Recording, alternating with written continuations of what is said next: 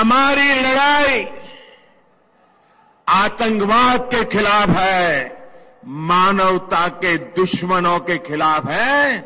हमारी लड़ाई कश्मीर के लिए है, कश्मीर के खिलाफ नहीं है, कश्मीरियों के खिलाफ नहीं है।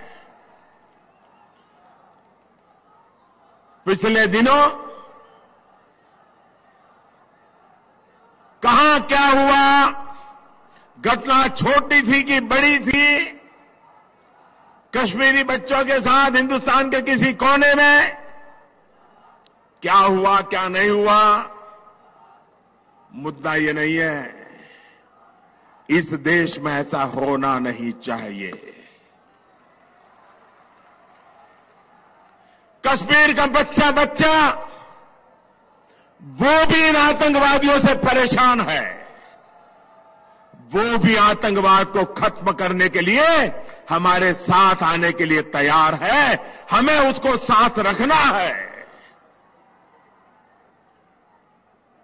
आपने देखा होगा अमरनाथ की यात्रा, देश से लाखों श्रद्धालु जाते हैं।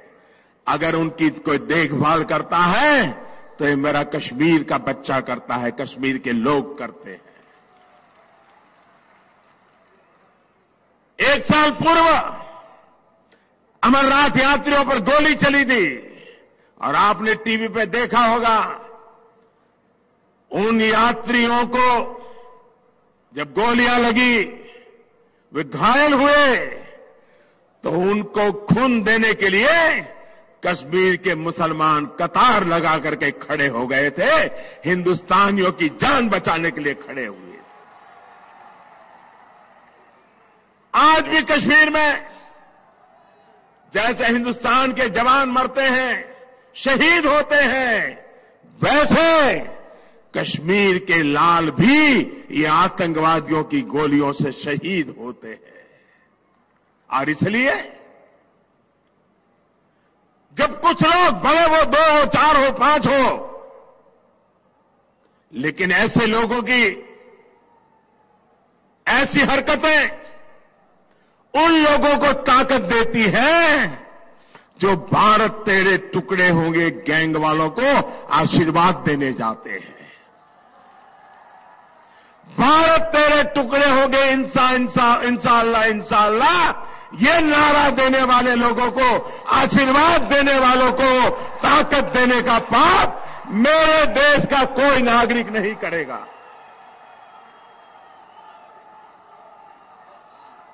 हिंदुस्तान के किसी भी कोने में मेरा कश्मीर का लाल, उसकी हिफाजत करना मेरे हिंदुस्तान के हर नागरिक का काम है।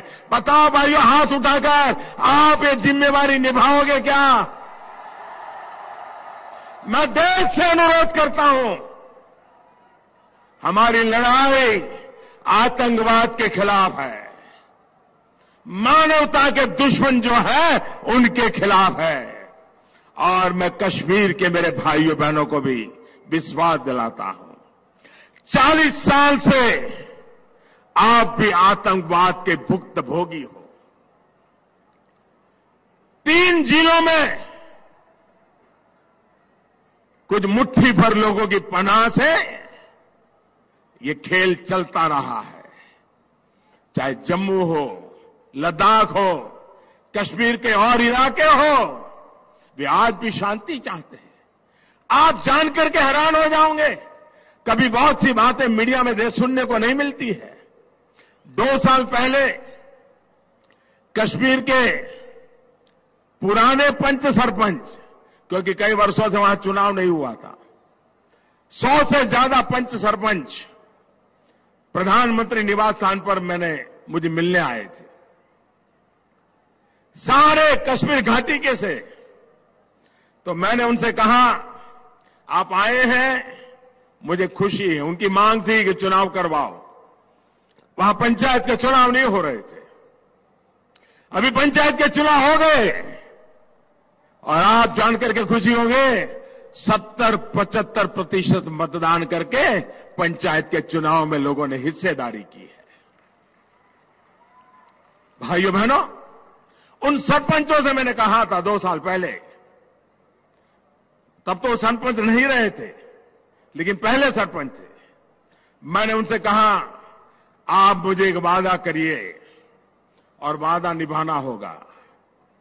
तो मेरे कश्मीर घाटी के इन भाइयों बहनों ने मुझे कहा कि मोदी जी आप कहिए, हम अपना सर कटा देंगे लेकिन वादा नहीं तोड़ेंगे। मैंने कहा, लेकिन आपने मैं क्या मांगता हूं वो तो सुना नहीं है। बोले, आप कुछ भी कहिए हम पूरा करेंगे। और मेरे भाइयों बहनों, मैं देश के सामने पहली बार ये घटना सुना रहा हूं। मैंने उनसे कहा, कश्मीर घाटी के पंच सरपंचों से मैंने कहा कि आप घाटी में ये आतंकवादी स्कूलें जला रहे हैं, इसको बंद करवाइए, किसी भी हालत में होना नहीं चाहिए। सबके सब पंच सरपंच ने मुझे कहा कि मोदी जी, इसके बाद हम जान की बाजी लगा देंगे लेकिन आतंकवादियों को स्कूल जलाने नहीं देंगे। मैंने उनसे कहा था, जब आतंकवादी स्कूल जलाता है तब इमारत नहीं जलाता है, आपके बच्चों का भविष्य जलाता है। और आज मैं गर्व के साथ कहता हूं कि मेरे कश्मीर के घाटी के उस पंच सरपंचों ने आज 2 साल हो गए, एक भी स्कूल जलने नहीं दिया है। आतंकवादियों को पकड़वा दिया, आतंकवादियों की खबर पुलिस को दी, लेकिन स्कूल जलने नहीं दिया है। और इसलिए मेरे भाइयों बहनों, गलती से भी अगर हमें लड़ाई जीतनी है, आतंकवाद को जड़ से उखाड़ना है, तो हम गलती न करें। आतंकवादी है, कश्मीरी आज भी आतंकवादियों के कारण मुसीबतें झेल रहा है, वो भी उससे मुक्ति चाहता है। लेकिन पहले सरकारों ने ऐसे बीज बोए कि उनके सपने पूरे नहीं हुए। आज कश्मीरियों के सपने अगर कोई पूरा करेगा तो यही हिंदुस्तान करेगा, यही हिंदुस्तान की सरकार करेगी। मेरे भाई, बीते 4.5 वर्ष से आप सभी के आशीर्वाद से ऐसे अनेक काम थे जिनके बारे में सिर्फ चर्चाएं ही हुआ करती थी। अब जब ये बातें जमीन पर उतर गई है, तब एक विश्वास जगा है कि मोदी है तो मुमकिन है।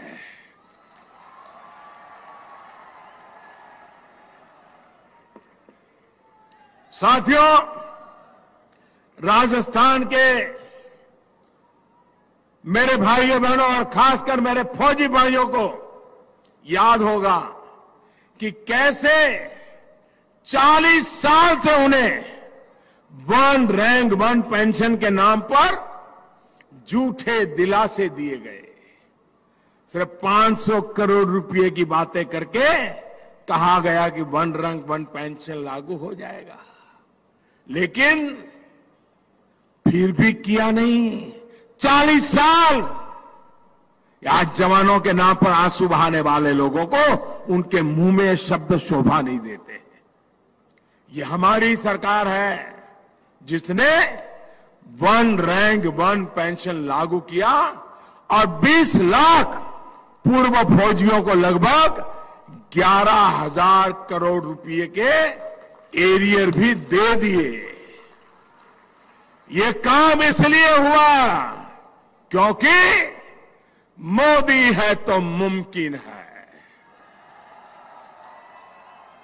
भाई और बहनों, आप मुझे बताइए, क्या कोई सोच सकता था कि ऐसी सरकार आएगी जो गरीब की रसोई से धुएं खत्म करने के लिए काम करेगी?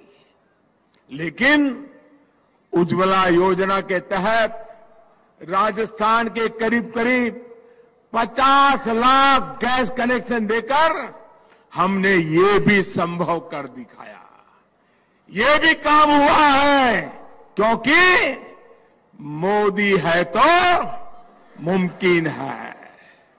साथियों, हमारे देश में गरीबों को घर देने की योजनाएं भी कई दशकों से चलती रही थी, लेकिन गरीबों को घर के लिए ठोस काम नहीं हुआ। पहले की सरकारों के समय एक एक घर बनने में 3-3 साल लग जाते थे।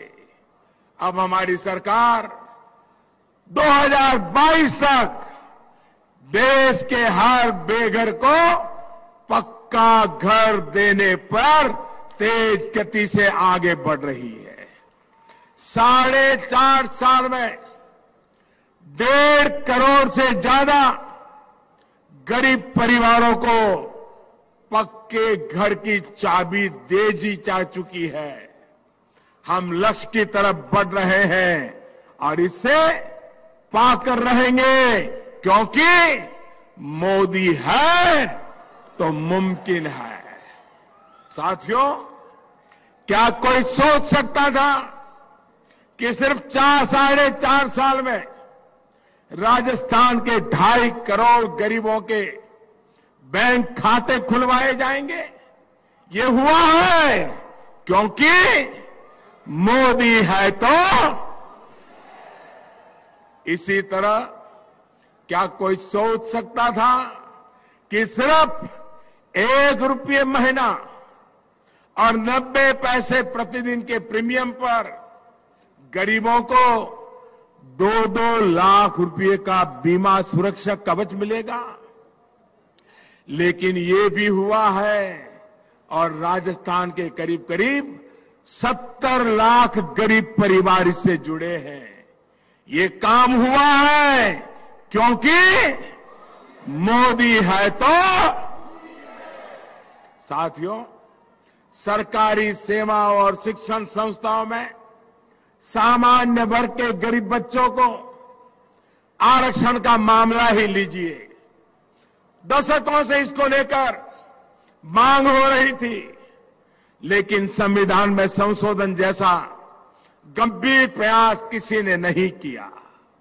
इसके पीछे नीयत की कमी भी थी और केंद्र में पहले जो बिना बहुमत वाली सरकारें थी उनकी अपनी मजबूरी भी थी। लेकिन आपने जो मजबूत सरकार 4.5 वर्ष पहले बनाई, उसने ये हौसला दिखाया और आज गरीबों को 10% का आरक्षण हकीकत बन गया है। ये काम भी इसलिए हुआ क्योंकि मोदी है तो मुमकिन है।